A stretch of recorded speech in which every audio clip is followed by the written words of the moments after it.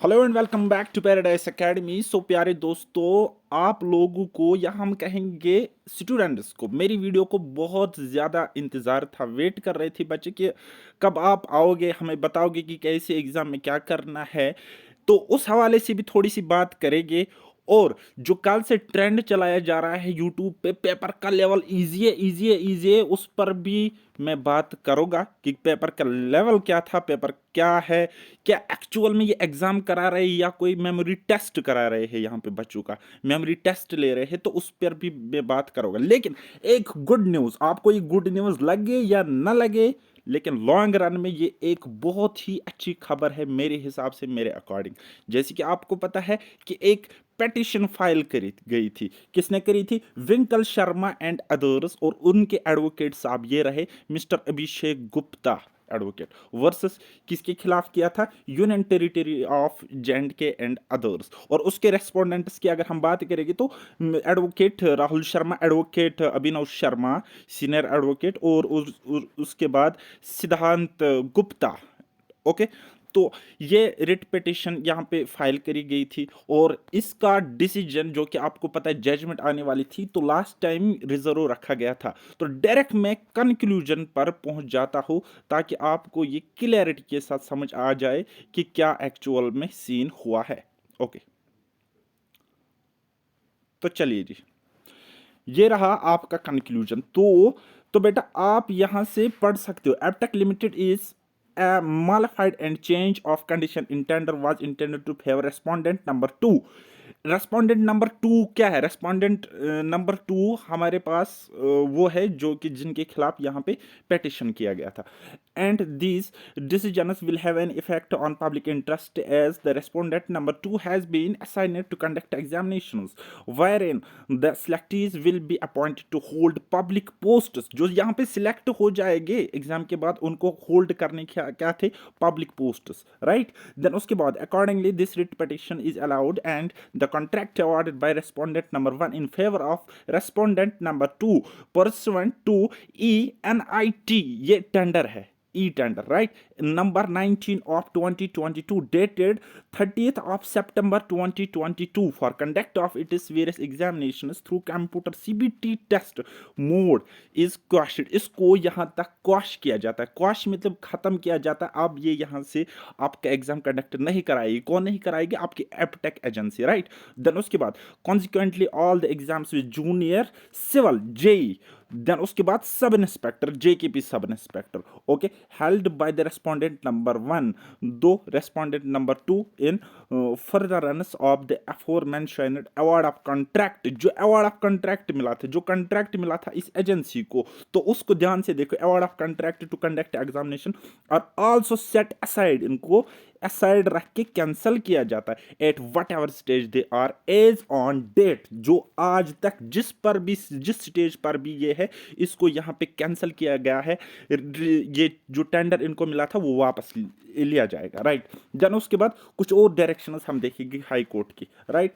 तो point number 75, the government is hereby directed to constitute a high-level committee headed by not less than a retired High Court judge to inquire into the conduct of Jammu and Kashmir Service Selection Board for their based irregularities and illegalities in changing the terms conditions of the tender. अब इसके लिए high court की direction ये आई है कि इन्होंने कहा कि एक कमेटी तश्कील की जाए और उसका हेड बनाया जाए किसको? एक ऐसा पर्सन, एक रिटायर जो जज हो, ठीक है, वो उससे कम नहीं होना चाहिए। एक रिटायर हाई कोर्ट का जज उस कमेटी का हेड होना चाहिए। वो वहां पे चेक करेगा क्या ये जो इरेगुलरिटीज हुई है या इलीगलिटीज, इलीगली जो चेंज करी गई है टर्म्स कंडीशन में, किसके हवाले से? टेंडर के हवाले से जो कंडीशंस को वायलेट किया गया है। देन उसके बाद also as to what wed with them to award a contract to conduct an examination by an organisation which has previously facilitated malpractices in public service in public examinations and accordingly appropriate action be initiated against those found guilty. अच्छा, तो क्या कहा गया है कि ये एक नालायक कंपनी है। सिंपल भाषा में मैं आपको समझाने की कोशिश करूंगा कि ये एक नालायक कंपनी है। इसको क्यों टेंडर मिला? ये आपने कैसे कंडीशंस को वायलेट किया, रूल्स को वायलेट करके इस थर्ड क्लास कंपनी को टेंडर दिया, जिन्होंने पास्ट में प्रीवियस एग्जाम्स में माल प्रैक्टिसेस करी थी पब्लिक एग्जामिनेशंस में। तो ये बात कर रहे हैं ये जो यूपी में, महाराष्ट्र में इन्होंने एग्जाम कराए थे, वहां पे जो धांधलियां हुई थी। और उसके अलावा accordingly appropriate action be initiated against those found guilty, तो जो गिल्टी पाए जाएंगे उनको एक पुनिशमेंट एक्शन, अप्रोप्राइट एक्शन उनके खिलाफ ली जाएगी। तो कौन गिल्टी है? जिन लोगों ने ये कमेटी, जिन लोगों ने ये एजेंसी तश्कील करी। ठीक है, ओके। देन उसके बाद फर्दर ये एक तमाचा है, थप्पड़ है Jammu Kashmir service selection board पर, कि ये 3 लाइन्स हम ध्यान से पढ़ेंगे, मजे से मैं पढ़ूंगा और आपको समझा दूंगा। Then further I would like to say, I means quote, I means quote, I would like to say that by its own act of omission and commission, the functioning of Jammu and Kashmir Service Selection Board confidence does not inspire confidence in holding public examinations. तो इनको एक थप्पड़ मारा गया है, बताया गया, इनको इनकी औकात दिखाई गई है कि JKSSB means Jammu Kashmir scam selection board. तो वो यहाँ पे कहा गया है इनडायरेक्टली कि इनको कॉन्फिडेंस नहीं है कि ये पब्लिक एग्जामिनेशंस को यहाँ पे अच्छे से कंडक्ट कराए। It has become incumbent on all stakeholders to review the functioning of the board। तो आपको ये पता चला होगा। देन उसके बाद ये केस यहाँ पे डिस्पोज होता है। तो जो हमारे जज साहब थे वसीम सादिक नरगाल, तो इसने, अच्छा अब आते हैं अपने मेन इशू पर, मेन बात पर, जो कि मैं आपसे करना चाहता हूँ। आपको कल परसों से वेट था मेरी वीडियो का, मुझे बच्चे टेक्स्ट कर रहे थे पर्सनल नंबर पर, और जो मेरा डाउट ग्रुप है टेलीग्राम पर, तो वहाँ पर भी पूछ रहे थे, व्हाट्सएप में भी पूछ रहे थे कि सर ये एग्जाम का लेवल क्या है। लेवल एकदम बकवास, बकवास बोले तो बहुत ज़्यादा हार्ड लेवल था। ठीक है, तो वो जाए बाढ़ में, वो यूट्यूबर्स जो आपको 30-40 क्वेश्चन को देखकर बता रही थी कि बहुत ही हलवा टाइप, इजी टाइप पेपर आता है, ऐसा बिल्कुल भी नहीं है। इसके पीछे एक साइकोलॉजिकल फैक्ट मैं आपको बताऊंगा कि होता क्या है। एक्चुअल एग्जाम में जब CBT एग्जाम हम देते हैं तो बच्चे को वही क्वेश्चंस याद रहते हैं जो क्वेश्चंस उन्होंने ठीक ठाक श्योर शॉट सही करे होंगे। तो ऐसा क्वेश्चन कहाँ पे आपके लॉन्ग टर्म मेमोरी में याद रहेगा, मतलब आपको याद रहेगा कि जो क्वेश्चन आपने ना कभी देखा हो ना कभी सुना हो। तो वैसे maximum majority of the question, more than 50% question तो ऐसे पूछे जाते थे, नालायक टाइप, फैक्चुअल टाइप, जो कहीं से देखे नहीं पढ़े नहीं।